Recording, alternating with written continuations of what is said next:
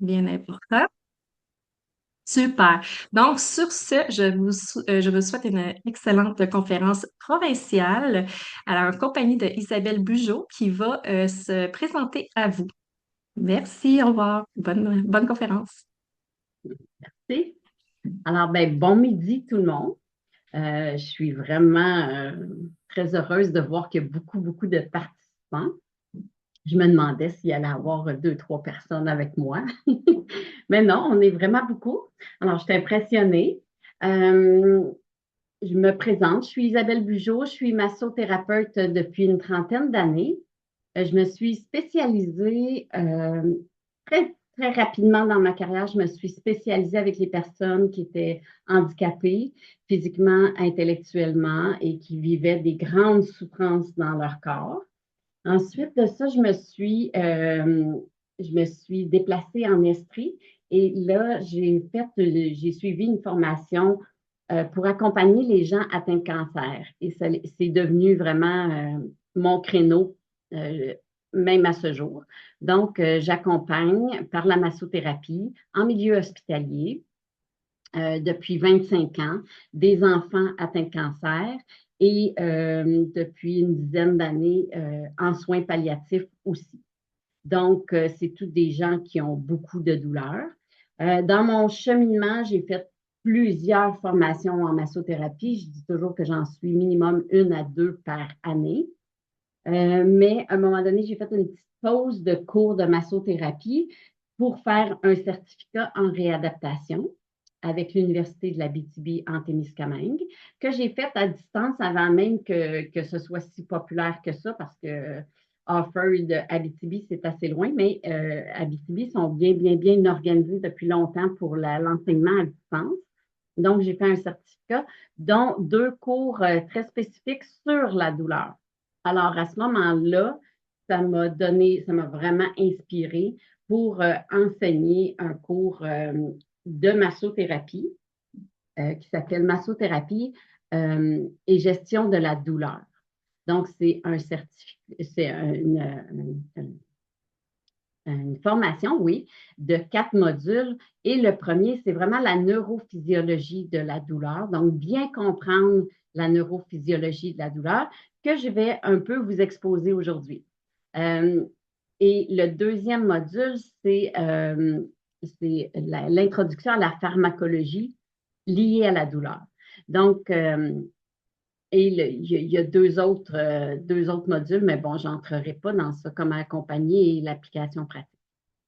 Bref, euh, est-ce que j'ai d'autres choses à ajouter? Je fais du drainage lymphatique vodaire, je fais du suédois, je fais du traguère, euh, puis de la thérapie myofaciale structurale. Voilà pour ma biographie, je dirais. Et puis, ben, j'irai d'emblée là, à vous faire ma présentation. Euh, comme ça et comme ça.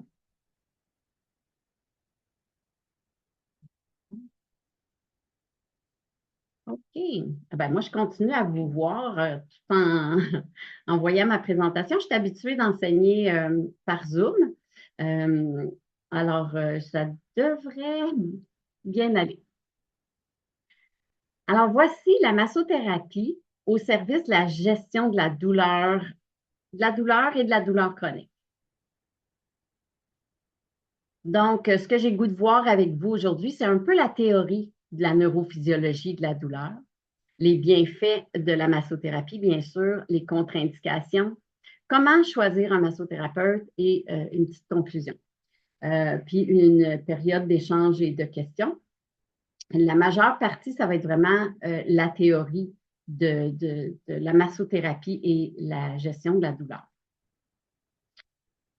Alors voilà, mon objectif là, c'est vraiment de vous sensibiliser puis vous outiller, vous qui vivez avec de la douleur chronique, en vous faisant découvrir ma passion qui est la massothérapie, comme une approche qui est complémentaire. Donc, je ne suis pas une recette miracle. La massothérapie, ce n'est pas une recette miracle, mais c'est vraiment un outil dans votre coffre à outils pour mieux comprendre la douleur, puis comment moduler, puis gérer de la douleur.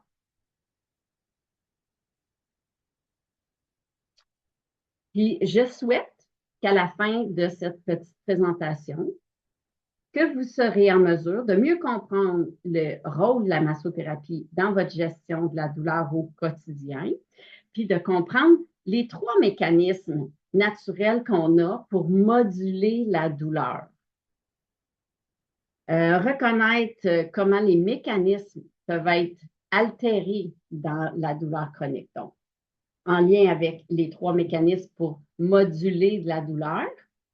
Dans le cas de la douleur chronique, ben, il y a des petits mécanismes qui sont altérés.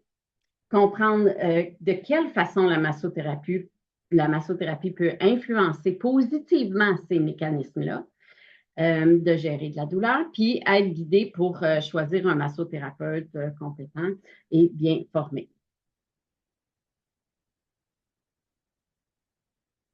Donc, comprendre la douleur persistante, juste parce que je vous vois comme ça, là, juste à main levée, là, est-ce qu'il y en a qui connaissent déjà tout le principe et le mécanisme de la neurophysiologie de la douleur? Est-ce que c'est familier pour vous? OK, un peu. Donc, un peu. Donc, pour ceux et celles qui, un peu, ben, ça va être de la belle révision, ça va consolider vos acquis. Puis sinon, ben, je vais essayer d'être le plus concrète possible dans mes explications. Donc, la douleur, hein, je suis certaine que vous avez déjà entendu ça, c'est un signal de protection. Donc, hein, si je me pile sur du verre, c'est un mécanisme de protection que j'ai mal pour retirer mes pieds, puis pas saigner abondamment, puis perdre mon sang à l'infini. Dans le cas de la douleur persistante, il n'y a plus de lésions. Les tissus sont réparés, mais il y a de la douleur qui persiste. Pourquoi? Parce qu'il y a eu des modifications qui se sont produites, puis qui envoient un signal de douleur, où il y a de la perception de la douleur qui reste. Et puis ça, on appelle ça hein, une maladie en soi, ce que probablement plusieurs d'entre vous avez le diagnostic. Donc, qu'est-ce qui se passe quand on a une douleur qui persiste malgré la lésion qui est partie? C'est une hypersensibilisation du système nerveux. C'est des interprétations cérébrales qui sont amplifiées. Donc, les messages de douleur viennent à être amplifiés au niveau du cerveau. Et bien sûr, il y a des facteurs émotionnels, attentionnels, la tension, et contextuels qui viennent moduler, modifier de la douleur. Donc, bonne nouvelle, le système peut se réguler grâce à des mécanismes qu'on a à l'intérieur de nous pour gérer de la douleur. On va les regarder. Quand je parle du système nerveux, ici, j'ai un neurone typique. Donc, quand je parle d'hypersensibilité, je vais revenir ici, l'hypersensibilisation du système nerveux central, ben, j'ai des neurones qui, à la membrane des neurones qui reçoivent de l'information, peuvent devenir hypersensibles. Donc, ici, on a un neurone type avec sa membrane ici, la membrane d'un synapse, d'une connexion synaptique. Donc, plus j'ai de la douleur, plus la membrane de mes neurones, qui soit à distance en périphérie ou dans mon système nerveux central, la membrane se modifie et devient plus réceptive aux neurotransmetteurs qui informent qu'il y a de la douleur. Donc, ça, c'est une des explications de l'hypersensibilisation du système nerveux central ou en périphérie, puis de l'interprétation cérébrale aussi qui est amplifiée.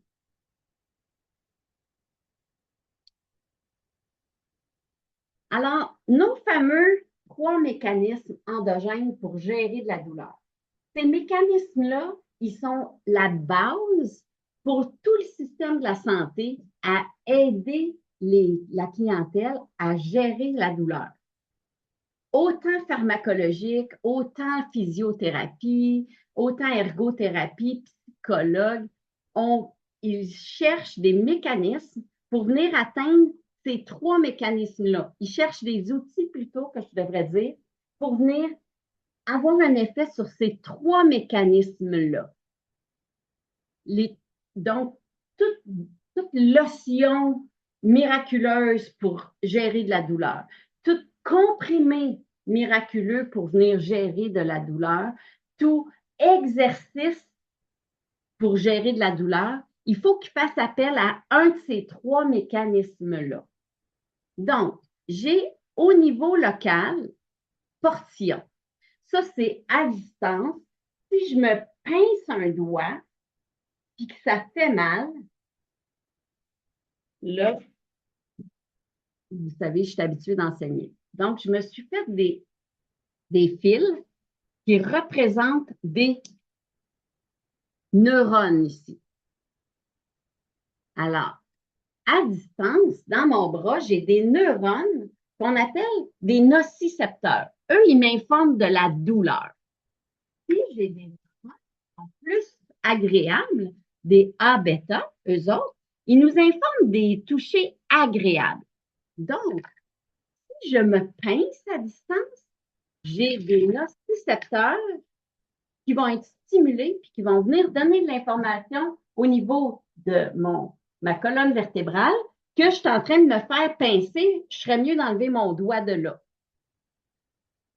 Si j'ai enlevé mon doigt de là, puis la douleur persiste un peu parce que mes tissus ont été un peu lacérés, un peu blessés, si je frotte rapidement, là, je viens stimuler ici mes autres neurones qui m'informent de la douleur, du toucher agréable, puis eux, ils passent par la même porte. Si vous voyez mon dessin ici, je l'agrandis.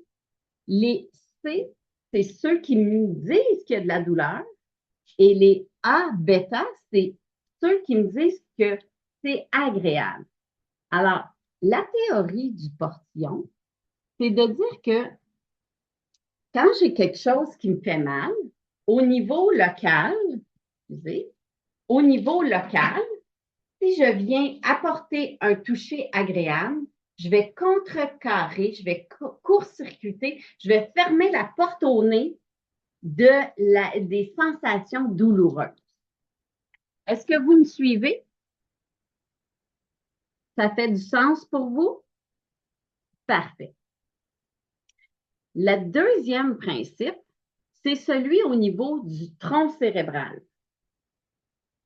Celui-ci, il dit que quand il y a de la douleur qui arrive, admettons que je m'en viens, je marche trop rapidement, puis je me cogne le genou.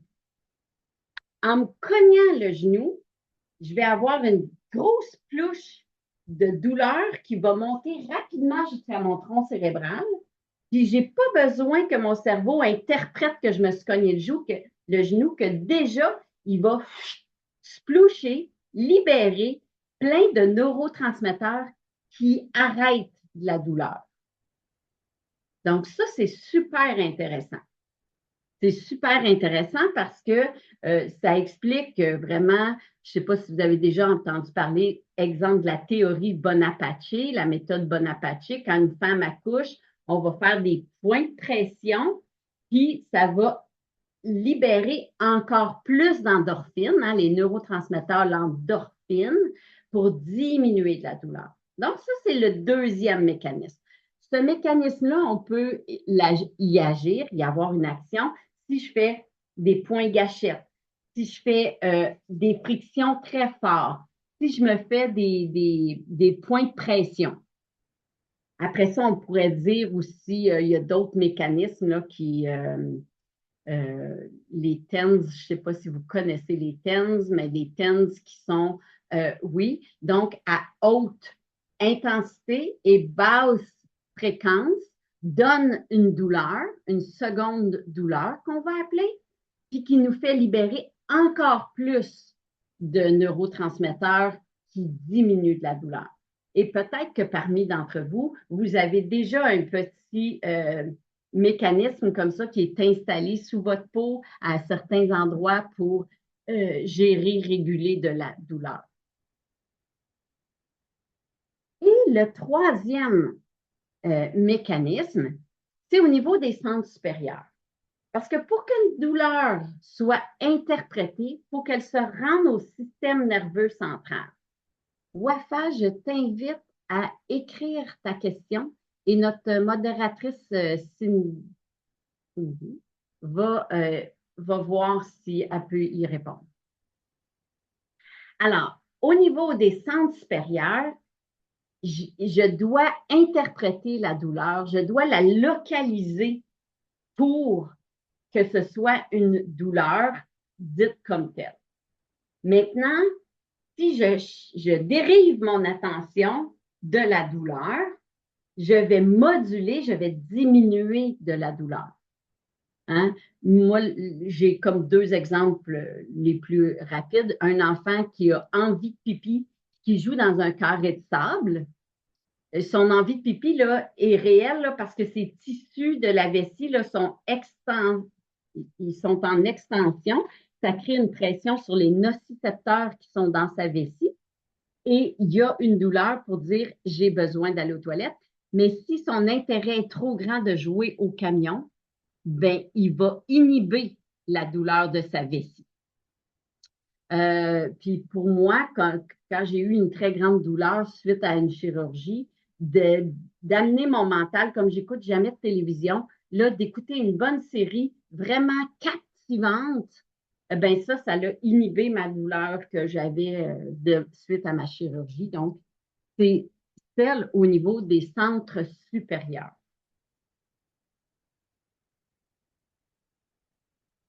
Bon, j'y reviens encore parce que je trouve ça quand même assez complexe. Donc, je vous les ai nommés en gros et là, j'y reviens. Donc, la théorie du portillon, ou on appelle ça le mécanisme local. Comment ça fonctionne? En fait, hein, j'ai dans un nerf, le nerf, il comprend toutes mes sortes de fibres. Autant les thermorécepteurs qui sont représentés ici en rouge, autant mes A-bêta qui sont représentés pour représenter tout ce qui est touché agréable ou sensation agréable, et les C qui sont représentés en noir pour dire que c'est les désagréables. Alors, tous eux autres sont dans la même gaine du nerf et ils entrent dans la même porte. Si j'agrandis ici, mon dessin, comme ça. Vous voyez ici, je me pique avec une punaise. Et si en même temps, je fais un toucher très, très agréable qui chatouille un peu comme une plume, les deux vont entrer, les deux informations entrent par la même porte dans ma moelle épinière ici. Et puis c'est là qu'on dit que si la surface est plus grande d'un toucher agréable versus une douleur, bien, je vais diminuer, je vais fermer la porte au nez à la douleur. Alors, c'est ça. Quand je veux, admettons que vous avez voyons, l'épaule gelée, une capsulite de l'épaule, puis que tout le membre supérieur fait mal, OK? Ben, d'appeler un toucher très agréable au niveau de cette épaule-là va inhiber, va arrêter la douleur pendant ce moment-là que j'applique le toucher. Un très bon exemple pour moi, ça a été une jeune femme qui avait des céphalées exorbitantes dues à de la chimiothérapie. Mes mains ne peuvent pas combattre la chimiothérapie. C'est absolument faux de penser que je peux compétitionner avec la chimiothérapie.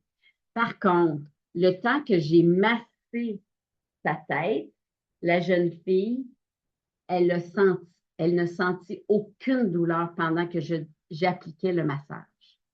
Parce que ça venait justement ici recruter tellement de, de A, de bêta, les gros fibres, puis en plus, je les ai représentés ici de façon un peu réelle, dans le sens que les fibres A, bêta sont grosses, sont grosses.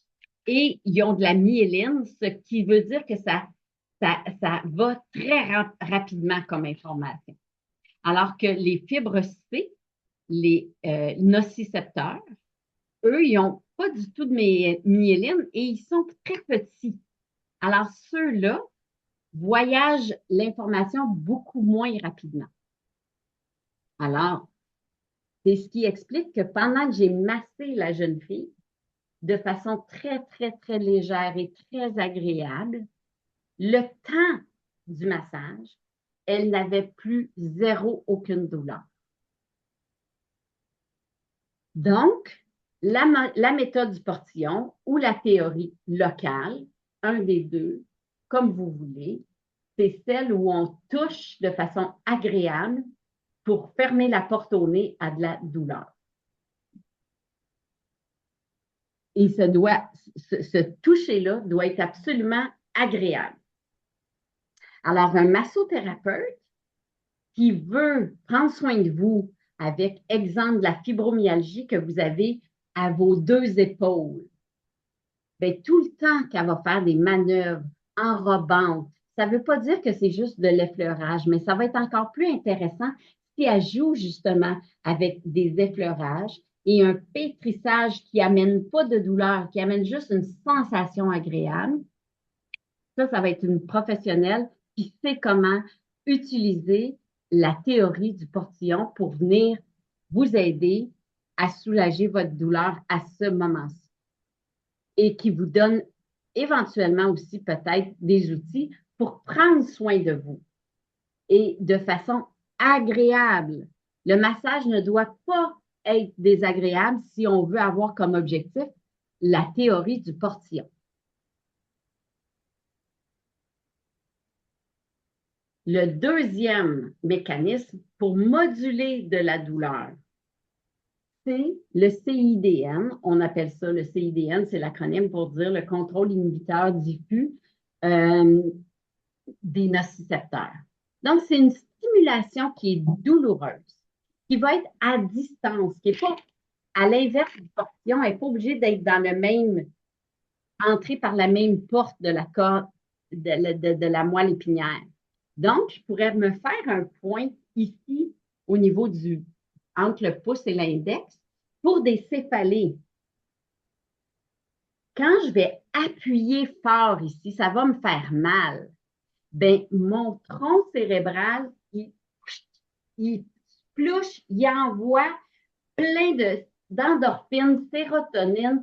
Ça, c'est tous des bons neurotransmetteurs qui diminuent réellement de la douleur, mais ça, partout dans le corps en même temps. Donc, admettons que j'ai eu une chirurgie au genou, que j'ai très mal, j'ai eu de l'arthrose, puis là, c'est devenu de la douleur chronique au genou.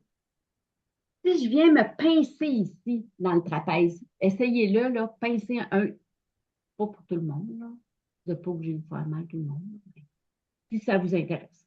On pince le trapèze, puis on le tient quelques secondes jusqu'à presque une minute. Puis là, je devrais libérer des endorphines partout dans mon corps et ça vient même jusqu'à mon genou où j'ai de l'arthrose. Donc, ça, c'est le principe du CIDM. Donc, je fais une contre-irritation, une deuxième irritation, et je vais libérer encore plus de neurotransmetteurs, inhibiteurs de la douleur qui, eux, véhiculent par les voies sanguines, donc partout, de façon systémique. Alors, la différence avec le premier, c'est que le premier, c'est local. Le deuxième, c'est systémique partout dans mon corps. Et le troisième mécanisme, les centres supérieurs. Les centres supérieurs, on a le cortex, on a le système limbique, on a le tronc cérébral. Puis tous ceux-là jouent un rôle très important dans la modulation de la douleur. Quand j'ai une information douloureuse, admettons que j'ai de l'arthrose sévère dans la hanche et puis que ça m'a développé une douleur qui est persistante. OK? Bien, c'est imprimé dans plusieurs endroits dans mon cerveau. C'est ça qu'il faut retenir. Il y a plusieurs endroits dans mon cerveau qui m'informent de la douleur. Mais en même temps, j'ai plein d'endroits dans mon cerveau. Puis je vous ai fait ici, je vous ai sorti. Oh non, ça n'a pas fait ce que je voulais. Je vais essayer comme ça. C'est une petite image. Vous pourrez, si vous êtes curieux, curieuse, aller voir Homonculus euh, sur les internets. Puis l'homonculus, lui, il nous démontre le cerveau, au niveau de la sensation ici, c'est la partie en bleu mauve. Donc, c'est l'endroit où est-ce que j'ai de la sensation, que mes sensations sont interprétées dans mon cerveau. Ce qui est intéressant, c'est déjà juste ici avec cette petite image-là, vous voyez que les mains, le visage ont une très grande importance, place dans mon cerveau. J'ai encore plus de récepteurs au niveau des mains, du visage, des pieds, des lèvres, qui sont qui ont une action très grande dans mon cerveau. C'est sûr que ça date de quand on a des Homo sapiens puis qu'on devait se défendre des grands prédateurs dans la nature, là. Donc, j'avais beaucoup d'informations qui venaient de mes mains, de mes pieds pour ma survie et de mon visage pour être à la guerre des dangers. C'est certain que ça vient de là. Maintenant, aujourd'hui, en 2026, on peut se dire que si vous avez une grande douleur, OK? Une grande douleur à la hanche, exemple, puis que la massothérapeute passe beaucoup de temps au niveau de vos mains, puis que vous aimez ça, bien, c'est sûr que ça va venir enlever la tension de votre cerveau sur la hanche. Ça va les amener dans vos mains. La même chose pour le visage, la même chose pour les pieds. Donc, en présence de grandes souffrances, de grandes douleurs, vous, dans votre salon, vous pourriez faire un petit bain de pied avec des jets ou passer la balle, mais de façon agréable, en dessous de vos pieds. Puis ça va venir enlever la tension de votre cerveau sur la hanche, exemple, qui fait mal, ou votre épaule gelée qui fait mal. Puis ça va amener de la tension au niveau des pieds ou des mains. Vous comprenez le principe? Donc, le cerveau peut interpréter l'intensité puis l'aspect désagréable aussi. Hein? L'intensité de la douleur là, est à, mettons, 4 sur 10. Mais je suis contente parce que je suis en train de faire une marche sur le bord du lac, puis que j'aime ça, ben l'aspect désagréable va être plus petit parce que je vais me dire, ah, je peux marcher quand même. Okay? Versus autre chose, moi, quand je dois rentrer du bois de chauffage avec mon chum, alors que moi, je suis massothérapeute puis j'ai mal aux mains facilement, ben rentrer le bois dans mon sous-sol pour me chauffer pour l'hiver, je n'ai pas tant d'intérêt. Fait que l'aspect désagréable de sentir la douleur dans mes mains, il vient très rapidement. Très rapidement. Donc, j'arrête tout de suite. À l'inverse, si je suis en train de donner un massage à une personne en fin de vie, que tout mon amour est là, tout mon cœur est là, même si j'ai bien mal aux mains parce que j'ai mal aux mains de masser depuis 30 ans, mon cerveau va l'inhiber ça. Il ne s'en rendra plus compte qu'il a mal aux mains, puis qu'il y a plein d'arthrose, puis de l'arthrite, puis que je suis en train de crochir des doigts. Il ne s'en rend plus compte. Parce que mon cerveau, il se dit, c'est bien trop intense puis plaisant ce que je suis en train de faire. Je suis certaine que vous êtes en train de vous faire des images aussi des moments où l'intensité de la douleur va diminuer parce que vous l'interprétez de façon où vous allez dire que c'est pas si grave que ça. Et à l'inverse. Puis, puis plus je vais être dans des sensations agréables, plus je vais libérer de la sérotonine, de l'endorphine, de la dopamine, des opioïdes qui sont endogènes que j'ai en dedans de moi puis qui vont diminuer de la douleur. Je suis correcte dans le temps? En tout cas, je vais continuer. Oui, tout Oui, va bien. tout va bien? Parfait. Alors ici, j'ai un tout petit vidéo qui va démontrer, peut-être que vous l'avez déjà vu. Dites-moi, levez la main si vous avez déjà vu cette petite animation-là. Ça dure juste une minute. Mais ça démontre bien quand je me fais piquer par un clou, exemple, puis le chemin que ça prend pour entrer dans ma moelle épinière, que de là, il y a un contact synaptique entre deux neurones, que le premier neurone qui reçoit l'information, Chuck, lui, il reçoit l'information, il donne au deuxième neurone qui, lui, va l'amener, l'acheminer au tronc cérébral, puis après ça, dans le cerveau. OK? Donc, petite animation. Est-ce que ça suit? Est-ce que l'image suit? Oui, ça fonctionne. Parfait. Il n'y a pas de son. Cherchez pas le son, il n'y en a pas. Donc, je me fais piquer, c'est moi le son. Donc, l'information transite via l'axone du neurone. Comme c'est une piqûre, ça va être celui-ci. Il entre dans la corne postérieure de ma moelle épinière. Puis là, il va avoir un contact synaptique avec un deuxième neurone. C'est pour ça que c'est ici, en fait, je vais mettre une petite pause, c'était là que si j'ai des sensations agréables qui entrent en même temps que le désagréable, ça va couper la porte au nocicepteur, ça va juste laisser passer le agréable. Alors que si vous avez de la grosse arthrite dans vos hanches, puis qu'on vous fait un pétrissage agréable, OK, ça coupe, ça court-circuite le désagréable. Et je continue.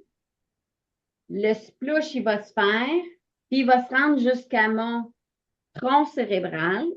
Si j'ai de la douleur puis j'ai pas de sensation agréable en même temps, bien là, je vais sploucher, je vais libérer à partir de mon tronc cérébral des endorphines et en même temps, il y a des informations qui continuent au niveau de mon hypothalamus, mon hypophyse, mon hypothalamus, l'hypophyse qui va interpréter si c'était de la douleur ou pas.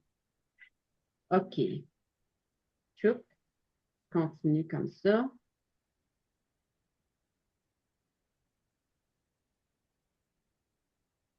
Bon. Escape, peut-être? Oh, zut. Ça a tout parti. C'était ma crainte, mais je vais. Alors, voici. Cindy, tu me dis, ça a suivi? Oui, tout est là, tout est parfait. Parfait. Alors, celui-ci, c'est juste pour vous dire que c'est une des choses que j'enseigne à mes étudiants qui étudient massothérapie et gestion de la douleur persistante.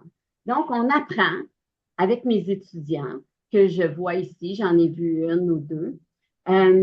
Donc, la douleur, l'équipe de santé, en fait, autant psychologue, neurologue, vos endocrinologues, votre équipe de la santé, va essayer d'interpréter votre douleur, elle est comment?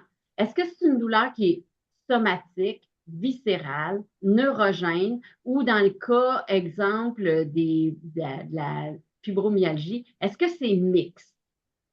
Donc, dans les cas de nociception au niveau somatique, dans les articulations, l'arthrose, tout ça, ben, il y a des mécanismes qui vont être plus favorables à utiliser en massothérapie pour vous aider à gérer cette douleur-là. Donc, ici, c'est juste une tout petite image pour vous montrer qu'un massothérapeute formé va s'informer de ça, du type de douleur que vous avez. Donc, si je regarde, ça, c'est ce qu'on a, que j'enseigne à mes étudiants. Ça ici, c'est pour représenter le processus que le massothérapeute va faire pour vous aider et répondre à votre besoin. Donc ici, là, c'est de cibler le besoin de la personne qui vient se faire masser. Fait je ne sais pas, je vais dire n'importe quoi, Carole Leclerc qui vient, elle va dire, ben moi là, je dis n'importe quoi, je ne connais pas Carole Leclerc, je m'excuse. Donc, elle va dire, ben moi, j'ai eu de la dégénérescence au niveau de ma colonne vertébrale, puis j'ai bien mal au bas du dos. Puis ça affecte tout mon membre inférieur droit. OK? Puis j'aurais besoin que tu prennes soin de ça. Bien là, la massothérapeute ou le professionnel de la santé, lui, il va aller s'informer de toutes les pathologies de Carole. Est-ce qu'il y a d'autres choses avec ça? Est-ce que Carole elle a une insuffisance veineuse aussi au niveau des membres inférieurs qu'il faudrait que j'agisse plus prudemment? Est-ce qu'elle fait de l'artérosclérose? Est-ce qu'elle a un cancer? Est-ce qu'elle a, bon, toutes les pathologies qui sont à côté de la douleur que la personne ressent. Puis de là, j'ai mis un bel arbre pour vous représenter que le massothérapeute va prendre va faire établir un plan de match, un plan de massage, donc un arbre de décision. Il va s'assurer des contre-indications. Les contre-indications, là, je les nomme en même temps. Donc, faire de la fièvre, on ne masse pas. Une plaie ouverte qui pourrait avoir de l'infection, on ne masse pas. On peut aller masser à distance. Quelqu'un qui vient et qui fait de la fièvre et qui tremblote, on le retourne chez eux vers un système de la santé ou se reposer, tout dépendant de la gravité. Donc, plaie ouverte. Une perte de force généralisée ou dans un membre complètement, nous, les massothérapeutes, c'est une contre-indication, on ne massera pas. Drapeau rouge, pas mal ça, là. Fièvre. C'est sûr que moi, je masse en fin de vie, donc il n'y a pas de grand contre-indication rendue là, mais moi, je suis dans le système de la santé, j'ai des médecins autour de moi. Donc, une plaie ouverte, une douleur nouvelle, aiguë, vive, chaleur, on ne massera pas. Puis pour vous, tout ce qui est désagréable, on ne massera pas non plus. Bien, maintenant, on va jouer avec un petit seuil parce qu'il y en a qui vont me dire, oui, mais j'ai jamais pas mal. Comme moi ici, j'ai jamais pas mal. Donc, je vais masser, mais pas me rendre à étirer mon articulation, vous comprenez? Pas aller faire des points trigger dans cette main-là qui est déjà abîmée. Non.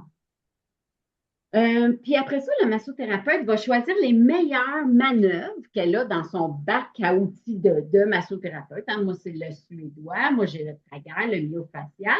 Mais si on parle avec, j'ai vu Lucie qui est massothérapeute tantôt, ou Andréane qui est massothérapeute aussi, bien, elle a autre chose dans son coffre à outils. Elle a peut-être fait du californien, elle a peut-être fait du néo-raquien ou lomi.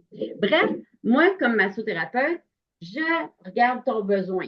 Je regarde les pathologies. Donc, c'est sûr que je fais un questionnaire santé.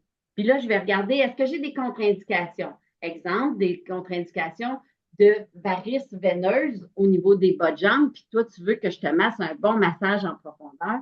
Non, je ne ferai pas ça parce que je pourrais abîmer des vaisseaux sanguins qui vont créer des petites galles à l'intérieur de tes vaisseaux sanguins, puis ça, c'est un risque de thrombus, thrombose, phlébite.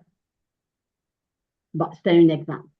Les sites à masser. Donc, si Cindy vient se faire masser chez moi, puis qu'elle me dit j'ai vraiment mal aux deux épaules, mais encore plus l'épaule droite parce que j'ai fait une épicondylite, tiens, ben, moi, je vais me dire, OK, quelle manœuvre, à quel endroit, puis je vais vérifier avec Cindy aussi, est-ce que tu veux que je passe l'heure au complet sur ton bras ou tu veux que je fasse un petit peu de détente un peu partout?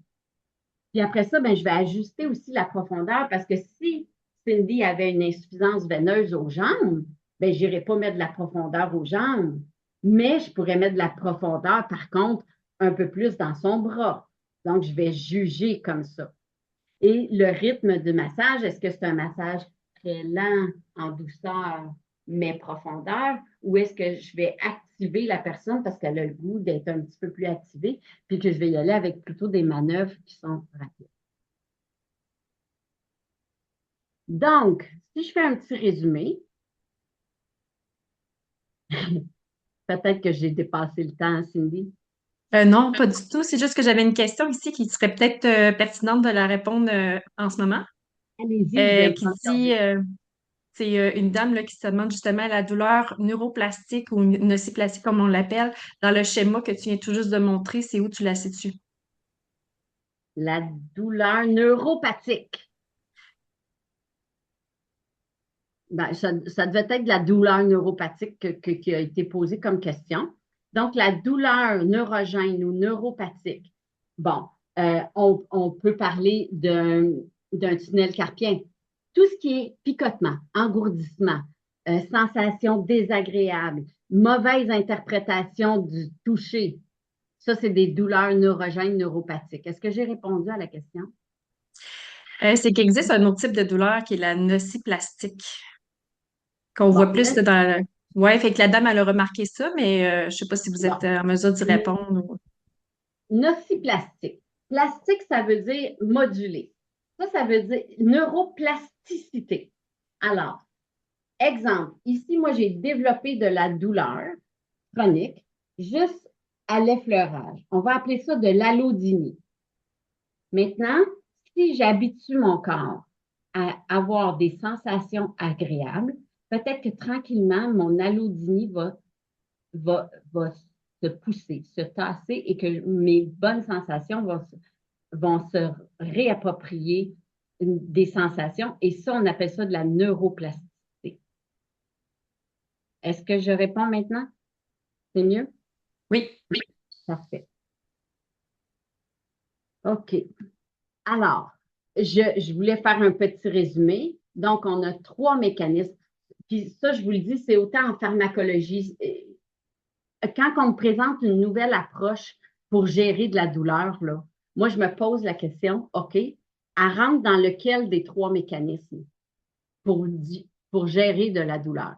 OK? Ici, au niveau du portillon, c'est les TENS, les massages doux ou massages agréables. Le chaud, le froid vient jouer vraiment au niveau local. Euh, En pharmacologie, on pourrait utiliser des baumes topiques aussi. OK? Donc, ça serait local. Au niveau des CIDM, pour relâcher le plus de neurotransmetteurs inhibiteurs de douleur, le massage profond, parce que lui, le massage profond à distance, fait en sorte que je libère dans mon sang partout des endorphines. Donc, je vais avoir un, un effet là. Donc, le massothérapeute, il peut utiliser des points gâchettes, les thèmes d'acupuncture et du massage profond.